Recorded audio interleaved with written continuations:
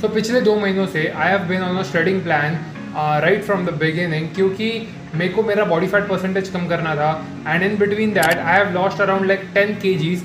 And ये मैंने कैसे किया मैं आपको स्टेप बाय स्टेप एक्सप्लेन करूंगा। हर एक छोटी माइनर डिटेल मैं आपको बताने वाला हूँ। So sit back, relax and enjoy the video. So step 1 was intermittent fasting. जब भी मैंने कटिंग करना शुरू किया, मेरी सबसे पहली स्टेप थी कि शुरू करो इंटरमिटेंट फास्टिंग, क्योंकि कैलोरी डेफिसिट में खाने के लिए इंटरमिटेंट फास्टिंग से तगड़ा हथियार आपको कहीं पे भी मिलेगा नहीं। जहाँ पे 16 घंटे फास्ट करो एंड 8 घंटों में खाना खाओ। एंड 8 घंटों में खाना खाने के चक्कर में मेरा कैलोरीज रिस्ट्रिक्ट हो रहे थे, मेरे को लिमिटेड टाइम मिल रहा था खाने खाने के लिए, मैं ओवर ईटिंग नहीं कर रहा था। So these are some benefits of doing intermittent fasting. Step 2 is fasted cardio and my normal workout routine. अभी मैंने फास्टेड कार्डियो शुरू किया था because I want to create a calorie deficit, जो इंटरमिटेंट फास्टिंग की वजह से हो रहा था। But to increase that calorie deficit मेरे को कार्डियो करना था एंड मैंने चूज़ किया फास्टेड कार्डियो।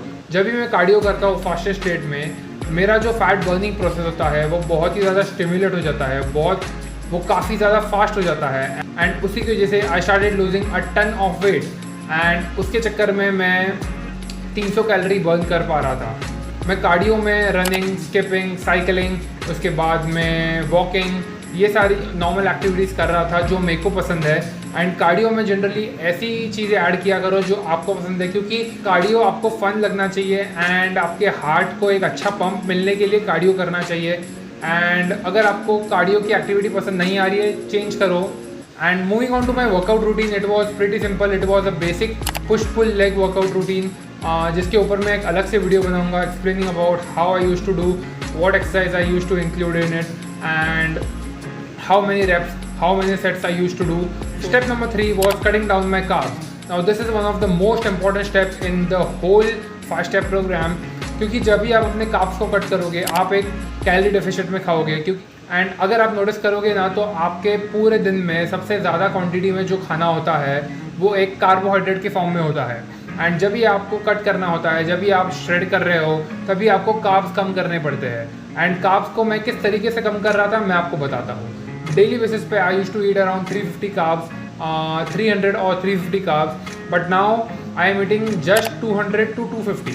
मैंने 150 को सीधा गायब कर दिया। मैंने दाल, चावल, रोटी, ये 3 चीज़ें खाना अभी फ़िलहाल के लिए छोड़ा है। मैं इसको बाद में वापस शुरू करूँगा। मेरा अभी जो मेन सोर्स है कार्बोहाइड्रेट का, वो मेरे को मिलता है ओट्स के थ्रू, दही के थ्रू, उसके बाद में मूंग के थ्रू और कुरमुरा के थ्रू। ये मेरे मेन सोर्स है कार्बोहाइड्रेट के एंड ये बहुत ही इजीली अवेलेबल सोर्सेज है जो आपको दुकानों में कहीं पे भी मिल जाएंगे। उसके बाद में if I talk about step number 4, which is consuming as much protein as you can on your week days. मेरा पर्सनल गोल था to hit around 160 grams of protein every single day, no matter what. और मैं वो करने में successful हो रहा था, कभी कभी सक्सेसफुल नहीं हो रहा था।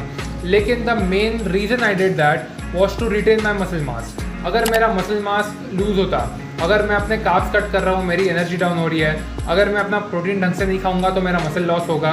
तो उसको प्रिवेंट करने के लिए I started eating 160 grams of protein and because of that I was able to lose 10 kgs without losing any kind of muscles.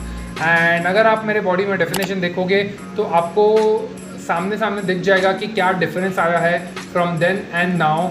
And basically मैं इसको और 1 महीना करने वाला हूँ, ताकि ये 90 डेज़ का ट्रांसफॉर्मेशन वीडियो मैं आपके सामने जितने हो सके जल्द ला सकूँ। Step number 5 is strategising my cheat meals day, क्योंकि चीट मील्स और रिफीड डे एक ऐसी चीज़ है, अगर आप उसको ध्यान से फॉलो नहीं करोगे तो आप पछताओगे।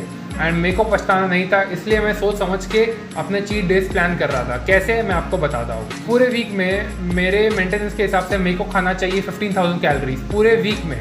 अगर मेरे को पूरे वीक में 50,000 कैलोरीज खाने हैं तो उसके हिसाब से I have to eat 2,200 calories every single day, और वो मैं नहीं कर रहा था। I am eating around 1,600 to 1,700। तो मेरे 500 कैलोरीज गए कहाँ पे, और 500 कैलोरीज गए वीकेंड में, क्योंकि 6 दिन के 500 अगर उठाओगे तो 4,000 कैलोरीज मेरे पास एक्स्ट्रा बचते थे on my weekend, plus the 2,000 calories which I am suppose to eat on that day. So अगर मैं इस तरीके से मेरा कंपैरिजन करूँ तो I have some spare calories left in my pocket which I can use whenever I want.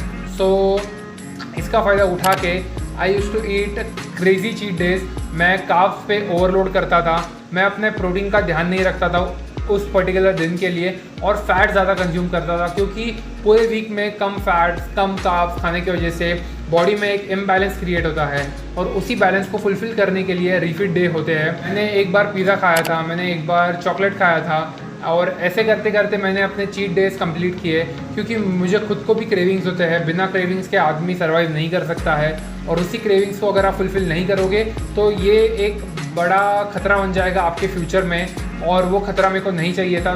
So this was my 5 step program जो मैं फॉलो कर रहा था ड्यूरिंग माई स्टडिंग प्रोग्राम और अभी भी चल रहा है। 90 डेज ट्रांसफॉर्मेशन वीडियो ये मंथ के एंड तक ज़रूर आएगा।